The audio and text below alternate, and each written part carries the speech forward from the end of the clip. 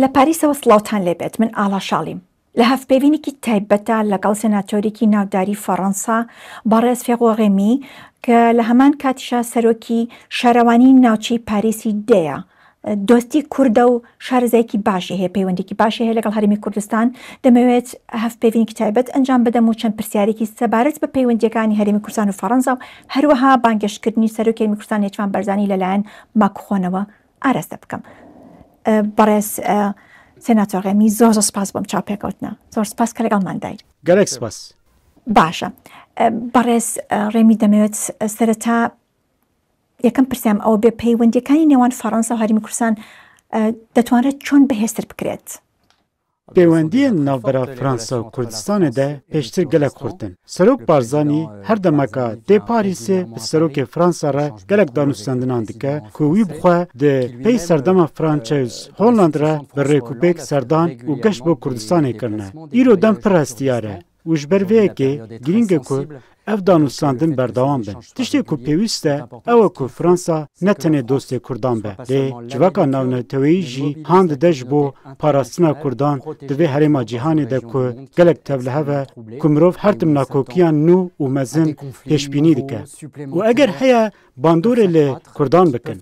Girîng e ku Fransa garantiyê bide û civaka navneteweyî jî ji bo parastina Kurdan li Iraqê, li Sûriyê û her wiha li Tirkiye û Îranê han bide. Ev helbet gelek girîng e ku Fransa bi hikûmeta Herêmiya Kurdistanê re ji bo parastina hemû Kurdan danûstendinê bike. Ev bêguman gelek girîng e. Ev danûstendina siyasî, birastî pêş her tiştî ne û dibe ku berpirsyara yekem a welatê min Fransa be. بەڵێ بەڕێز ڕێمی جەنابەت ئاگاداری ڕۆژی چواردەی ئەم مانگە سەرۆکی هەرێمی کوردستان نێچوان بەرزانی لە کۆشکی ئێلیزێ لەلایەن سەرۆکی فەڕەنساوە بەڕێز ماکرۆنەوە پێشوازی لە دەکرێت نانی ئەوڕۆپیەکەوە دەخۆن کۆ دەبنەوە. ئایا ئەم کۆبوونەوانە چەند گرنگن بۆ بەهێزکردنی پەیوەندیەکانی هەرێمی کوردستان و هەروەها بۆ فراوانکردنی پەیوەندیەکانی هەرێمی کوردستان و فەڕەنسا؟ Ez bawer dikim ku Serok Macron û Serok Barzanî tekiliyeke baweriyê damezrandine ku dihêle ew li ser tevahiya herêmê danûstandinê bikin. Ez xwezaya gotûbêjên wan nizanim ku di navbera wan de dimînin. Ta agahiyên taybet li cem min nînin. Lê ez dizanim ku ew bi berdewamî danûstandinê dikin. Dizanim ku tekiliyeke baweriyê hatiye avakirin û ev pir girîng e. Ji ber ku di tekiliyên navneteweyî de bawerî tekiliyên navbera serokên dewletan, serokên hikûmetan de girîng e. Ji ber vê yekê ez dibînim ku hatina Serok Barzanî gelek caran ji bo Parîsê û giringiya ku Serok Macron dide Kurdistanê bêguman nîşaneke piştevaniya xurt a welatê min û vê girêdana baweriyê dostanî û xebata siyasî ya hevpar e di navbera Fransa û Kurdistanê de ye ku tevahî girîng e.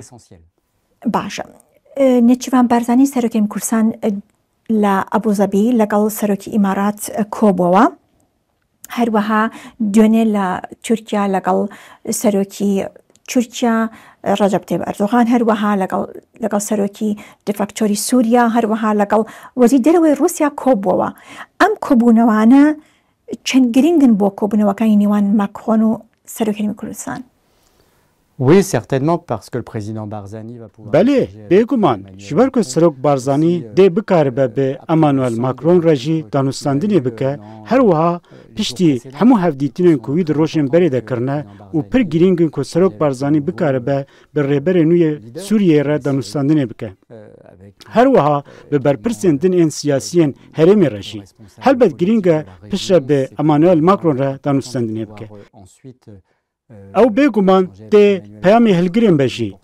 Lê ev îspat dike ku Kurdistan ku hewlê bi rastî di dilê herêmekê de ye ku jeopolitîka wê pir girîng e û Serok Barzanî aktorekî girîng û aktorekî baweriyê ye di vê herêmê de. Ev biya min pir erênî xuya dike. Ça me semble extrêmement positif. بەڵێ دوێنێ سەرۆکی هەرێمی کوردستان نێچوان بەرزانی لەگەڵ سەرۆکی تورکیا ڕەجەب تەیب ئەردۆغان لە کۆبوونەوەکانیانە باسییان لە پرۆسی ئاشتی کرد لە تورکیا وەروەها باسییان لە نامەکەی ئۆجەلان کرد بۆ پارتی کرێکارانی کوردستان و چەکدانان. باشە ئاشتێکی تەواو لە تورکیا و گەشتنی کورد بە مافەکانیان چەندێک گرنگە بۆ ئاشتی لە ناوچەکەدا؟ L'autonomie des Kurdes اوتونومیا کردان ل ترکیه آزادکرنا اوجلان پیواژوی که آشتی بگومان آرمانجن که از به تواهی پارود کم و از جدل دخوازم که د برجواندی تواهی ترکیه دنه لی اف نکاره ده همان دمه ده دناف زخت که زده یا دیجی دموکراتان ل ترکیه وربجیح کرن از بگومان بحثا گرتنا ببنگه شاردار استانبول اکرم اماموغلو دکم از هر وها بحثا همو شاردارین کرد کردستان داوی مهن داوی ده هاتنه دورخستن دکم از بحثا همو چالکوان پارێزە تەکۆشەرên ئازادی و دموکراسی li Tirkiyeyê dikim ku ji azadiyê hatine bêparkirin ku tên şopandin ku tên girtin. Ji ber vê yekê divê ev di pêvajoyeke hevgirtî de were bicihkirin. Îro ez pir hêvî dikim ku aştiyeke navbera Öcalan û ew kesên ku wî bawer dikin desthilatê Tirk de. Lê ev nikare di pêşveçûna mafên demokratîk li Tirkiyeyê de pêk were. Divê siyaseteke hevgirtî giştî hebe ku destûrê bide Tirkiye ku dîsa bibe welatekî bi tevahî û demokratîk. بابێنە سەر دەستوری سووریا کە ئێستا لەلایەن ئەحمەد شەرعەوە سەرۆکی دێفاکتۆری سووریا پەسەند کراوە بەڵام لەلایەن کورد و دروز و عەلەبیەکان و کریستیانەکان ڕەت کراوەتەوە. باشە فەڕەنسا و یەکێتی ئەوروپا دەتوانن چی بکەن بۆ ئەوەی دەستور و دەسەڵاتی سووریا ڕای هەموو نەتەوە و پێکهاتەکانی لەسەر بێت. La chute du régime d'Al-Assad, c'est روخاندنا رژما الاسد او رحتیبون و چاوکانیه که هیویه لی روشانو او تجی دلگرانیه او هر وها دبه صدما چالاکین که پر خراب بونه سوجن لدیج علویان روشن پر آلوز و فکار مزن جبو کیمانیان وکی کگوت درزی علوی فله و کرد دوی سوریه سبر روژه ریزه لحمو پیکاتین خو بگره. دستلاتا نویا سوریه نشانان دشینه که جارنا هفدشن او بخواه بگومان دناف دش هیویه که ده. کنترول ویا کامل و تواهی لسر ولات نینه. ما اف باش دید. تشتی که پیوسته او که ام ایرو اولاهیا وان کمینیان شیانا وان آجبو جیانا دومدار لسوریه و پاشه همو آواکرنا سیاسیا باکور روشلات سوریه لدورا کردان به تایبتی گارانتی بکن. دویف همو بکار بند سوریه نو ده بجین و سوده بده تواهی ولات که کرد بکار بند لهره ما خو بمینن.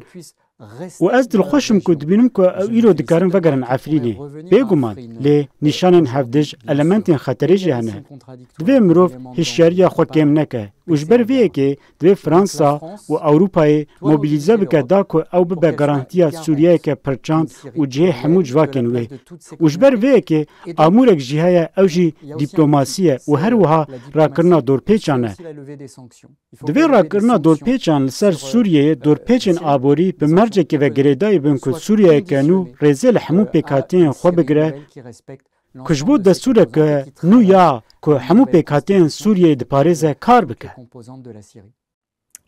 بەڕێز ڕێمی جەنابتان ئاگادان کە کورد لە شەڕی دیژ داعشدا 15,000 شەهیدی دا و کورد داوای هەرێمێکی ئۆتۆنۆمی دەکات.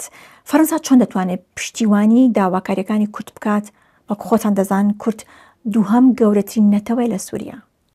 جبو من دخواست که فرانسا راستی و رواتیا رایدارین باکور روشلات سوریه هین زیده تر ناس بکه. جبر که کردان ده شر لدیج داعش ده به هزاران شروان خو وندا کرنه. وان اوج جبو ما وندا کرنه. ام 10 سال پشتی ایریشن پاریسینه که جعالین داعش و پیک هاتنه. کردان بگومان پشگیری جهازین هوایی جهازین تایبت این فرانسی امریکی ورگرتن. ده داویه ده تایبتی کردن که ده شر لدیج داعش ده پشگیری دانمه. ارکه کمل همبری کردان و ام نرخین هفپار ارمانجین هفپار پارود کن. وجبر وی که دوام ایرو ببن گارانتورن اتونومیا باکور روشلات سوریه و شیاناوی جبو آواکرنا چارنویسا خواه و کویا جنو میران خدمت انگشتی دموکراسیا هرمی اف دستکفتین وان 10 سالن داوین لباکور روشلات سوریه دوی اف ده سوریه پاشروژه ده وره پاراستن و بگومان اف دناف ولاتکی فدرال انجین ناوندی ده درباس ببه کرزیل پیکاتین خوین جدا هرمین خوین جدا بگره از براستی هیوی دکم که اوه یا که سوریه سالین پیش ده آواب که لی از هروها گرینگیا خطرین مزنبونا تالوکیان جید زانم وجبر وی که از زانم چقاسی گرینگه که فرانسا ببیجه که هر حال او ده Kurdan biparize. Ew dê her tiştî bike da ku Kurdên Bakur Rojhilatê Sûriyeyê biparize. بەڕێزێنی ئەمە پرسیارێک لێ بکەم ئێوە لەو باوەڕدان کە ئەحمەد شەرع سیستەمێکی دیموکراسی دروست بکات لە سووریا؟ Je l'espère. Ce sera difficile. Ez hêvî dikim. Dê zehmet be. Ew ne teneye. Bi hevgirtina ku ew aniye ser desthilatê de hêzên dijber hene. Bi her hal, ev ji aliyê ku divê mirov tiştên ber bi wir ve bibe. Divê mirov her wiha nîşan bide ku Sûriye tenê bi vê mercê dikare cihê xwe û her wiha pêşketina aborî jiyana xwe ya ji bo armanca ber bi paşerojê ve û ji bo jinû ve dîtina cihê xwe di nav civaka navnetewî de di nav hemû neteweyan de bibîne. بەڕێز ڕێمی دروستکردنی سیستەمێکی دیموکراسی کە هەموو نەتەوەکان لە سووریا هاوبەش بن تێدا تا چەندێک گرنگە بۆ سەقامگیری لە ناوچەکەدا و بۆ ئاشتی لە جیهان. Si la Syrie arrive à s'inventer un destin. Eger Sûriye bikar be çarenivîseke bi bixuluqîne û tê de hemû pêkhatiyên civakî beşdarî ve jîna siyasî bin, Sûriye dê be modêlek. Sûriye dikare bibe modêlek. Em niha ji vê dûrin, lê ev divê armanc be ji ber ku bêguman Sûriye dewleteke girîng e di herêmê de bi cihê xwe yê coğrafîk û bi tevahiya pêkhatiyên civaka Sûriyeyê. Ji ber vêyekê bêguman ku Sûriye eger ew dixwaze wek dewleteke bi serweriya xwe armanca xwe ber bi paşerojê ve bibe divê tevahiya pêkhatiyên xwe tevlî bike. Ev pêdiviyeke rewa ye. Ez hêvî dikim ku serokê nû yê Sûriyeyê ji vê bîjdar e. Bi rastî vê armancê parve dike. Ez ne piştrastim û ez bawer nakim ku ev dê bêyî zexteke xurt a navlêkirina navnetewî ya xurt jî pêk were. دوایین پرسیارم لە بەڕێستان بەڕێز سێناتۆر ڕێمی وەک ئاگادارن لێرە لە فەڕەنسا لە پاریس پارکێک بە ناوی پێشمەرگەوە دەکرێتەوە. ئەمە تا چەندە گرینگە بۆ ناساندنی کوردستان و کورد لە فەڕەنسا و هەروەها ئەم بیرۆکەیە چۆن بوو دروست بوو؟ La maire de Paris, Anne Hidalgo, s'est engagée. Şaredara Parisê Anne Hidalgo soz daye ku cihekî li Parisê bi navê pêşmerge binav bike. Da ku hem pêwendiya me Kurdan re nîşan bide û her wiha jî da ku Parîs bikaribe wek paytexta azadiyê, paytexta Fransayê ku ji bo tevahiya cîhanê sembola wêdetirî Fransayê temsîl dike û pêşmerge li Parîsê werin naskirin. Ev her wiha rêyeke ji bo spaskirina pêşmergeyan ku hem ji bo azadiya gelê Kurd şer dikin, lê her wiha ji bo azadiya me hemiyan jî şer kirine û berdewam dikin bi taybetî li dijî Daişê. سێناتۆر ڕێمی منیشەڵێم زۆر سوپاس کە لەگەڵماندا بوویت. جەنابەت هەمیشە زۆر کورددۆستی و هەمیشە لەگەڵمانە لە چاپێککردنەکانە زۆر بە جوانی و بە دڵسۆزانە قسەمان لەگەڵاکە. منیشەڵێم زۆر سوپاس کە لەگەڵماندا بووی. Thank you so much. Merci beaucoup. Gelek spas. زۆر سوپاس زۆر سوپاس. منیش دەڵێم زۆر سوپاس کە ئێوەش لەگەڵماندا بوون.